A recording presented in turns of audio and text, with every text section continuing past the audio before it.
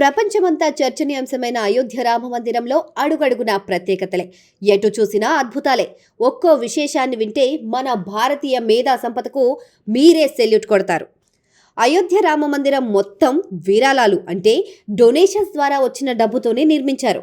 అయోధ్య రాముడి విగ్రహాన్ని అరుదైన కృష్ణశిలతో రూపొందించారు. 5 సంవత్సరాల బాలరాముడు పీఠంపై నిల్చున్నట్లుగా ఈ విగ్రహాన్ని తయారు చేశారు.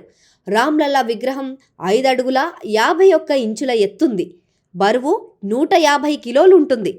అన్నిటికంటే ముఖ్యమైనది ఏంటంటే కొన్ని వేల ఏళ్ల క్రితం నిర్మించిన కోనార్ గుడిలో తప్ప ప్రపంచంలో మరెక్కడా లేని ఓ ప్రత్యేకత ఈ ఆలయంలో ఉంది. అదే గర్భగుడిలో సూర్యకిరణాలు పడటం. అవును, ఏటా శ్రీరామనవమి రోజున గర్భగుడిలో బాలరాముడి విగ్రహంపై సూర్యకిరణాలు నేరుగా ప్రసరిల్లే ఆలయాన్ని ప్రత్యేక పద్ధతిలో నిర్మించారు. మైసూరుకు చెందిన శిల్పి అరుణ్ యోగిరాజ్ ఈ విగ్రహాన్ని రూపొందించారు. విగ్రహం పూర్తయ్యే వరకు ఆయన దీక్షలోనే ఉన్నారంట. 3 శిల్పులు 3 వేరువేరు విగ్రహాలను రూపొందించగా అరుణ్ యోగిరాజ్ రూపొందించిన ఈ శిల్పాన్నే శ్రీరామ్ జన్మభూమి తీర్థక్షేత్ర ట్రస్ట్ వారు ఎంపిక చేశారు.